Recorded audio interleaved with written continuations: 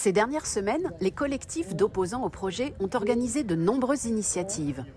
Le 9 mars, à Détrier, se tenait le salon à la ferme dans une pépinière qui risque l'expropriation si le projet se réalise.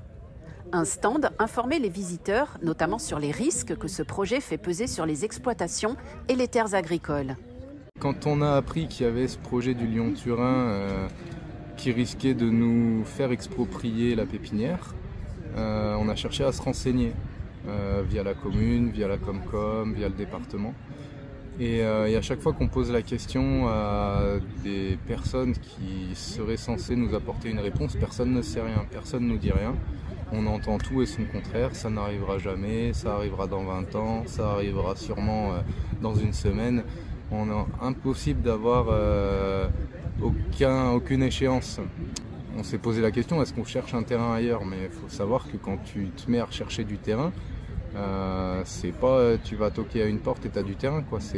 Nous, pour arriver là, c'est presque 2 ans de recherche pour trouver un terrain qui se prête à la pépinière. Nous, on est sur un cycle de culture de 2 ans ici. Ce qui pose question, parce que quand on parle avec des personnes en Maurienne qui ont dû subir l'expropriation pour le Lyon-Turin, il y en a certains qui nous disent qu'ils ont reçu un préavis de 2 mois, en leur disant dans 2 mois tu t'en vas. Mais nous, ça, c'est difficilement entendable, surtout qu'on pose les questions, quoi. On est en demande de savoir un petit peu et que personne nous répond. Et du coup, on a l'impression que la stratégie des promoteurs de ces chantiers-là, c'est d'en dire le moins possible pour peut-être éviter qu'il y ait un mouvement de contestation qui se mette en place, qui pourrait concerner les agriculteurs, parce qu'il y a plein de terres agricoles qui seraient menacées. On parle de 1500 hectares, mais ça, c'est des chiffres qui étaient sortis en 2012, suite à la première déclaration d'utilité publique, et on se rend compte aujourd'hui en Maurienne que entre ce qu'ils avaient prévu en 2012 et ce qui arrive maintenant, c'est beaucoup plus gros. La journée festive et éducative s'est terminée par l'inauguration d'une installation militante affirmant l'opposition d'une partie des habitants au projet. Quelques jours plus tard, le message était dégradé, probablement par des partisans du projet qui n'ont pas hésité à pénétrer sur un terrain privé. De nombreuses réunions publiques d'information se sont tenues en Savoie et en Isère. À Nans le 28 mars, à Chapareillan le 2 avril, à Barbera le 4 avril et à Barrault le 11 avril. On a organisé donc une table ronde autour des impacts du projet de la 2e liaison ferroviaire entre Lyon et Turin. Et vraiment l'idée nous du CLT de Chambéry, c'était en fait d'informer la population locale, parce qu'on se disait en fait le Lyon-Turin, on en parle beaucoup autour de la Maurienne, mais il va y avoir aussi des impacts autour de Chambéry et des impacts comme les invités l'ont présenté, sociologiques, paysagers, environnementaux, notamment sur l'eau et les massifs. Ça y est, le Lyon-Turin, on en parle en dehors de la Maurienne, et j'espère que potentiellement on en parlera aussi à l'échelle nationale, puisque pour moi en fait c'est un projet à l'échelle nationale, puisqu'on parle quand même de 30 milliards d'euros d'argent public. Moi, je trouve qu'en ce moment il y a une énergie qui monte autour de ce projet, la lutte est en train de se cristalliser, du coup je trouve ça trop bien. Et donc on est opposé à la construction de la nouvelle liaison à grande vitesse entre Turin et Lyon, et on est bien sûr pour une meilleure utilisation et une amélioration de la ligne qui existe déjà. Notons la présence de plusieurs scientifiques qui, forts de leurs connaissances, notamment en matière d'environnement, questionnent le bien fondé du projet de TELT. À Barbera, Michael Chambru, sociologue, Xavier Baudin, géomorphologue, et Erika Sandford, hydrogéologue, ont participé à la table ronde. Une mobilisation plus uniquement pour dénoncer les impacts potentiels ou vécus du projet, mais pour dénoncer plutôt le projet de société, l'organisation du territoire qui était derrière.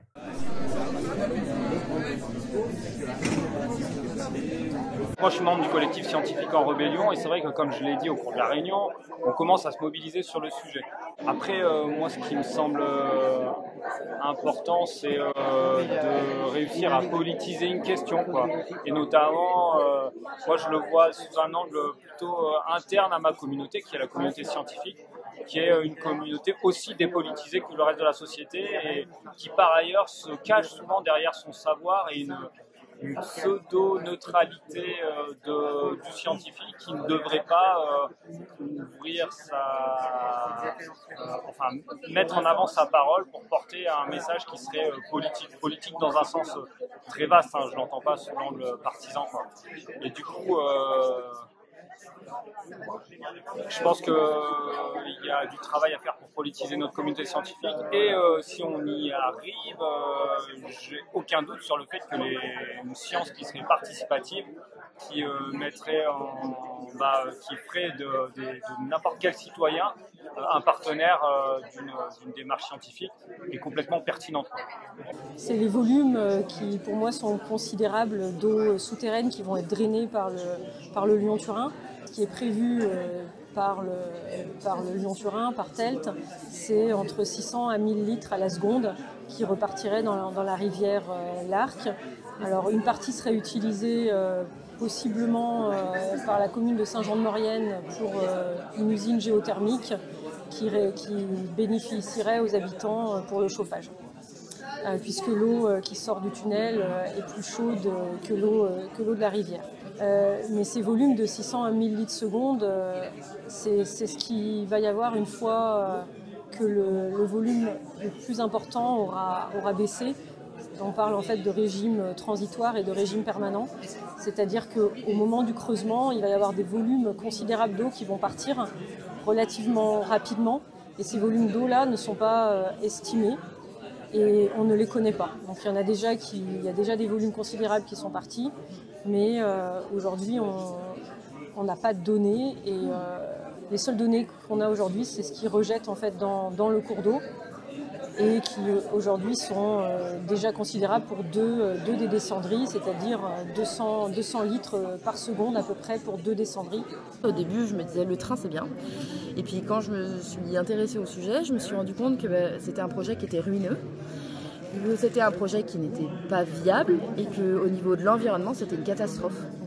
Donc je me suis dit que je ne pouvais pas laisser faire ça et je pense que l'endroit où je vis, où j'ai la chance de vivre et que c'est un endroit que j'ai choisi, c'est un endroit absolument magnifique que je contemple tous les jours et je m'estime extrêmement chanceuse d'y vivre. J'ai absolument pas envie de le voir détruit, j'ai absolument pas envie de voir détruit la nature qui m'entoure.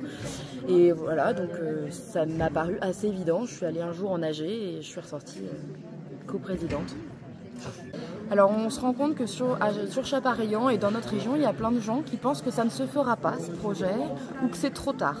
Or il est vraiment important pour nous de leur expliquer que si on ne fait rien, ça se fera.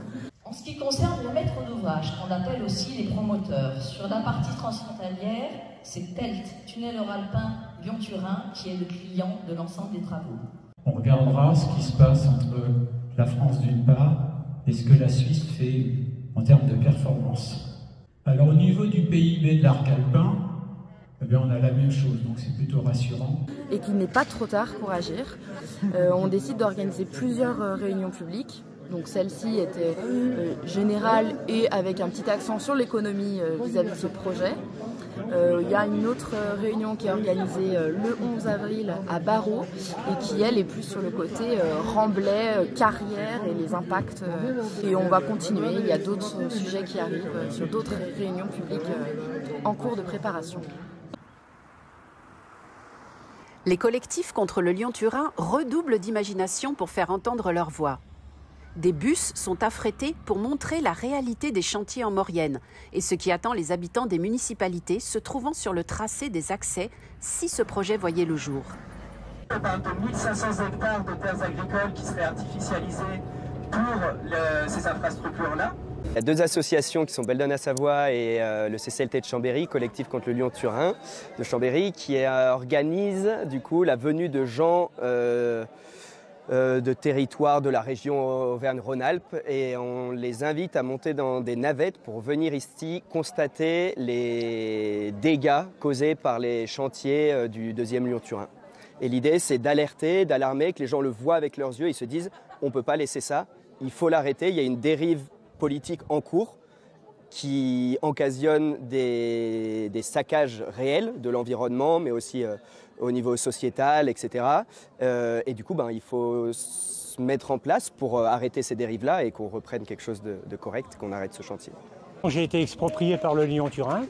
Pas de chance, j'étais vraiment sur le tracé, là, pile au milieu des voies ferrées.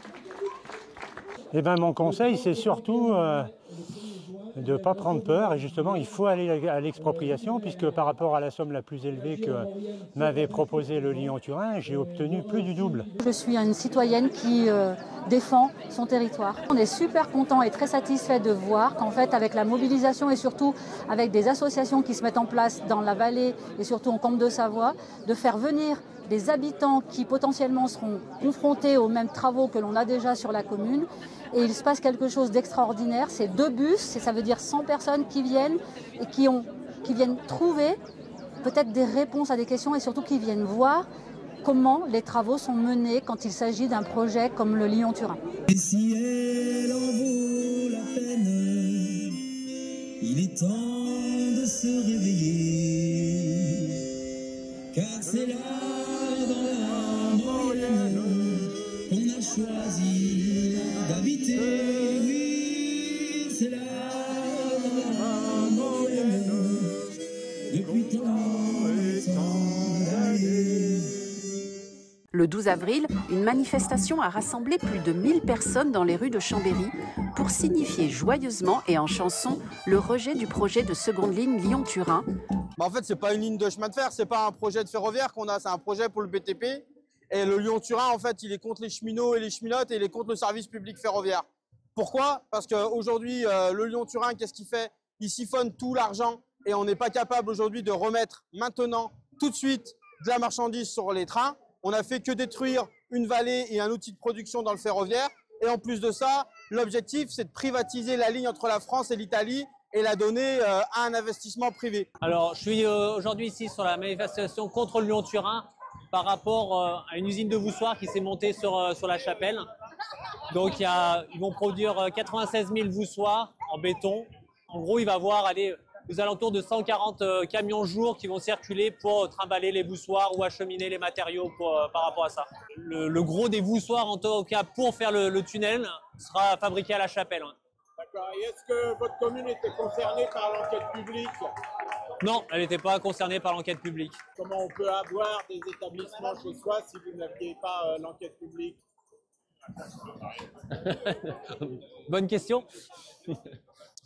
On n'est pas contre les trains, on est contre certains projets qui sont double emploi avec ceux qui existent déjà et ceux qui pourraient être améliorés à moindre frais au lieu de dépenser 30 milliards qui permettraient d'améliorer le reste du réseau ferroviaire. On pourrait le faire dès maintenant, donc c'est un argument qui ne tient pas la route, comme c'est le cas de le dire. Nous, sur la commune de l'Île d'Abo, on a 400 camions qui sont garés tous les jours sur la station de la 43 et on n'attend qu'une chose, c'est qu'ils soient sur les trains et traverser la commune sur les lignes adaptées pour eux et qui existent déjà. Ah ben, sur l'île d'Abo, c'est une plaine agricole. Aujourd'hui, les agriculteurs produisent 120 quintaux à l'hectare sans irrigation de maïs.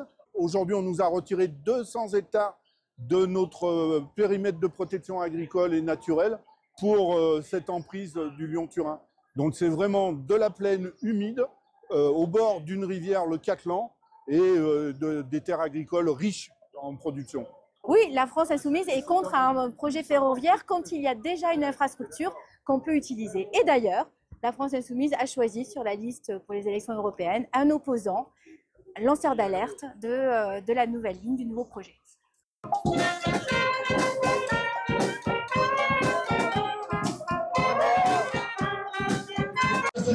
Qui a réuni plus d'1 millier de manifestantes et de manifestants. Les organisations étaient là, le comité contre le Lyon-Turin, VAM, Vive Maurienne, les Souverains de la Terre, les Amis de la Terre, les syndicats Sud, les associations, les partis, les écologistes et la France insoumise qui continueront à se battre auprès de vous contre ce projet pour qu'il finisse comme a fini Notre-Dame-des-Landes. Ya basta! Maintenant, on n'arrête pas de nous raconter que c'est un projet écolo. Écolo parce que ce serait du train. Ne nous y trompons pas, ce n'est pas un projet ferroviaire, c'est un projet de BTP dans le fond d'une vallée et ça ne va rien changer aux problèmes ferroviaires que l'on a.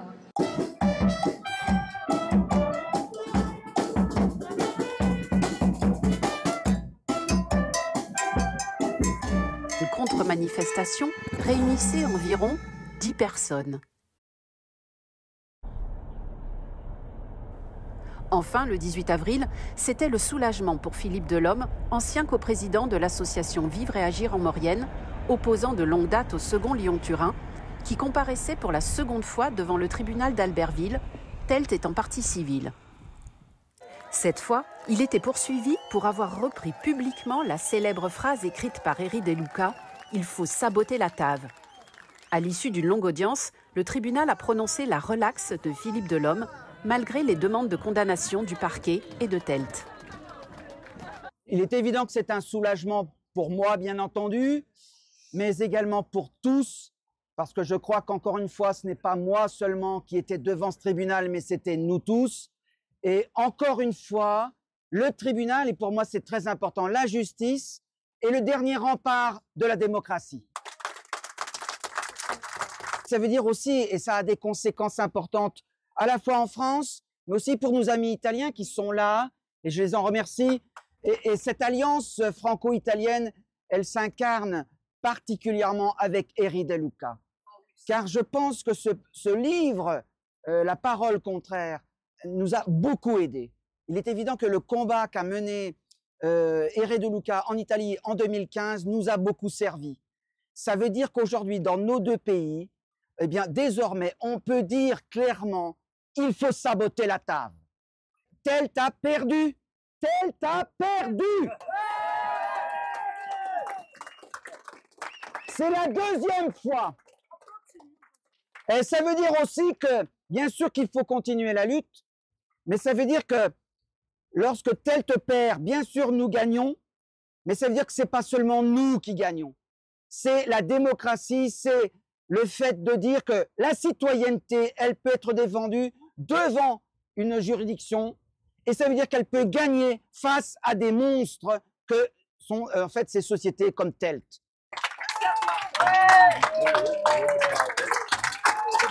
Il y a forcément un risque d'appel du parquet, ça on verra ce qu'ils décident de faire, ça dépend de leur politique pénale.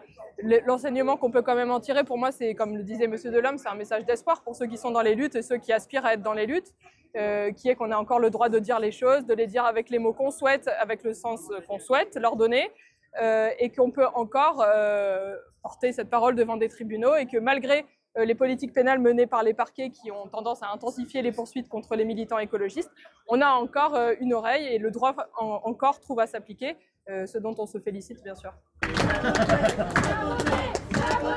saboter, saboter, saboter.